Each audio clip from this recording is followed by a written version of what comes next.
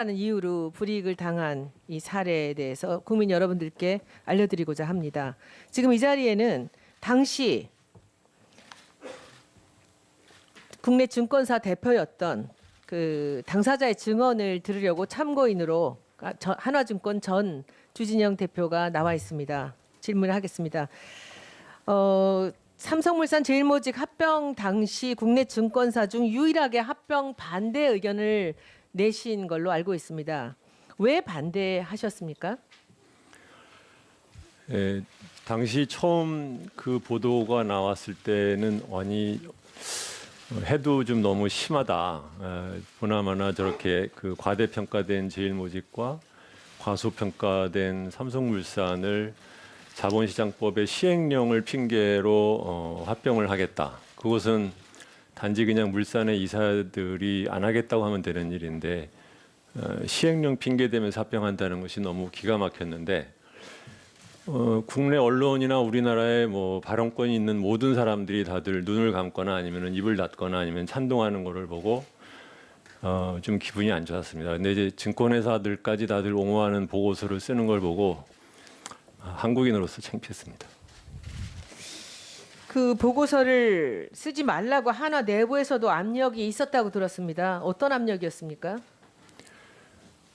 처음 보고서가 나가기 며칠 전에 하나그룹의 경영기획실장인 금준수 사장이 저를 보자고 만나서 하나그룹과 삼성은 사이도 좋고 앞으로 딜도 많고 그러기 때문에 부정적인 보고서는 쓰지 말아라 얘기를 해서 제가 증권회사 사장한테 그런 것을 부탁하는 것은 부적절하다. 그렇게는 못하겠습니다. 약속 못 드립니다. 이제 얘기를 했고 그러고 난 다음에 그 다음 주 월요일 날 저도 모르는데 이제 어쨌든 월요일 날 보고가 나갔습니다. 1차 보고서.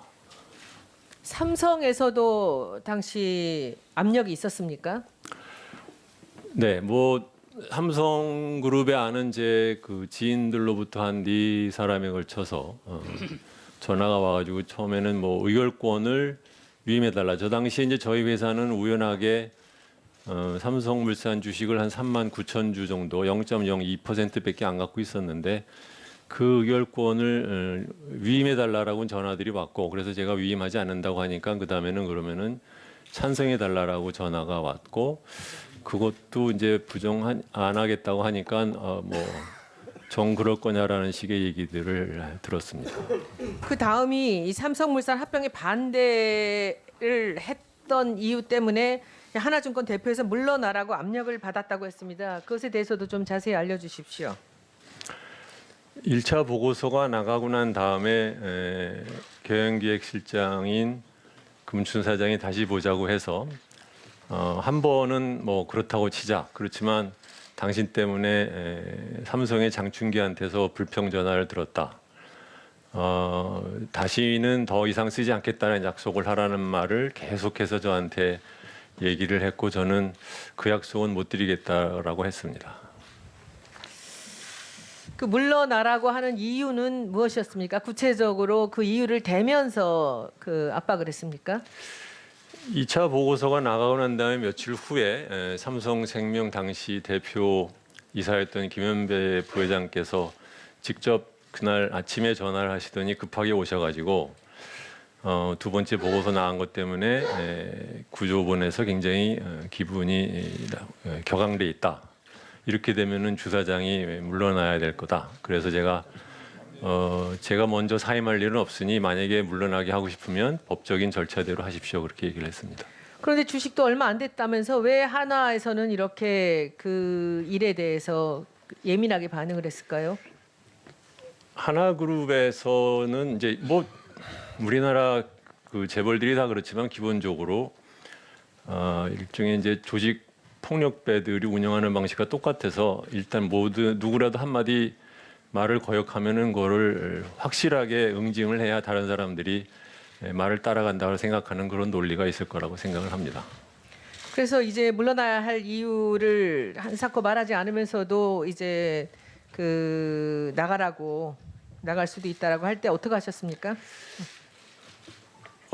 김현배 부장께서 오시고 난 그 얘기가 했던 것이 이제 7월 초였는데 그러고 나서 9월 초에 다시 금춘수 사장이 보자고 해서 저한테 물러났으면 좋겠다. 그래서 그거는 못하겠다 했더니 그러면은 구조본의 재무팀장을 경영총괄 부사장으로 보낼 테니 당신은 임기 때까지 이 선으로 물러나 있어라. 그래서 그것도 제가 그렇게는 안 하겠다라고 얘기를 했습니다. 이제 마지막 질문은 김상조 교수님께 한번 해보겠습니다. 김 교수님은 그 분쟁에 대해서 당시 경향신문에 칼럼을 쓰셨습니다. 당시 사건 보시면서 어떤 생각하셨습니까? 이 합병이 승계와 무관하다는 이재용 증인의 답변에 대해서도 동의하십니까? 간단하게 설명 좀 해주시면 좋겠습니다. 예, 하나그룹에서 참모 조직이 이제 경영기획실인데요. 삼성그룹의 미래전략실과 같은 역할을 하고 있다고 보시면 됩니다. 거기 실장을 하고 있는 금춘수 씨가 주진영 사장에게 물러나라는 얘기를 했다라고 하는 것은 당연히 이것은 회장의 뜻이라고 볼 수밖에 없는 것이고요. 김승현 회장은 이 하나투자증권의 주식을 한 주도 갖고 있지 않을 뿐만 아니라 등기사도 아니었습니다.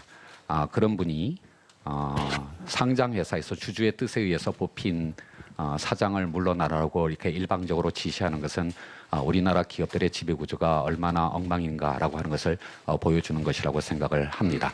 또 한편 삼성물산과 제일모직의 합병이 갖는 의미를 간단하게만 설명을 드리면 제일모직은 과거에 삼성 에벌랜드였습니다. 이름이 바뀐 것이죠. 따라서 이재용 부회장이 갖고 있는 재산의 거의 대부분을 그 제일모직의 주식으로 갖고 있었고요. 삼성과 물산은 삼성전자와 삼성생명의 주식을 많이 갖고 있는 그룹의 지주회사였습니다. 따라서 이 두 회사의 합병은 이재용 부회장의 어떤 재산을 그룹 전체의 사실상 지주회사의 주식으로 바꾸는 삼성그룹의 3세 승계 과정에 완성지는 아니지만 거기로 가기 위한 굉장히 중요한 어떤 과정이었다고 생각이 됩니다. 예, 수고하셨습니다. 자, 이재용 증인이 아주 투명한 기업을 하는 입장에서 기업이 어떤 가맹단체의 회장사가 됐습니다. 근데 그 가맹단체와 관련된 지원을 할 때 가맹단체를 통해서 지원하는 게 맞습니까? 아니면 그 가맹단체에 속해 있는 개인에게 직접 지원하는 게 맞습니까? 가맹단체를 통해서 지원하는 게 맞다고. 그렇죠. 네, 그렇습니다. 적어도 저는 상식적이라면 그렇게 할 거라고 생각합니다. 그런데 삼성은 그렇게 안 했어요.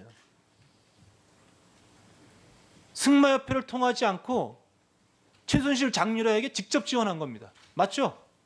네. 도대체 이것을 누가 지휘를 했습니까? 삼성이 회장사인 승마협회에다 지원하지 말고 개인에게 직접 지원하라는 결정은 누가 내렸을 것 아니에요. 이 잘못된 결정을 누가 내렸다는 겁니까? 기억 안 납니까? 최근에 다 보고를 받았는데 예. 어쩔 수 없는 사정이 있다고 들었습니다. 저희가 자발적으로 한 건 아니에요. 어떤 사정이 있었냐고 물어보지 않았어요. 누가 지원했다고 파악하셨습니까? 보고 받으셨을 거 아니에요. 이 작업을 누가 했습니까? 말씀하세요. 하여튼 말씀하세요. 저희가 이 지원 과정에서 부적절하게 이재용 증인, 네.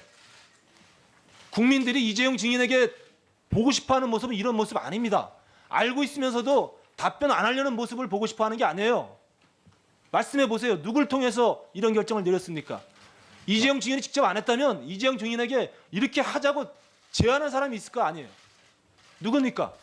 제가 세부 보고는 정말 보고를 받지 않았고요. 이보세요. 그렇게 답변하시면 안 되는 거 아닙니까? 정말 제가 생각해도 이 순간 여기 나왔을 때는 적어도 이 사건이 어떻게 된 건지 알고 나오셨을 거 아니에요. 누굽니까? 이 답변만큼은 반드시 듣고 넘어가야 되겠습니다. 그래야만 이 국정조사가 이제 하나하나 풀려나갈 수가 있는 겁니다. 모르쇠를 일관하시겠습니까? 아닙니다. 지금 검찰 조사가 진행 중이고 특검에서 말씀하시고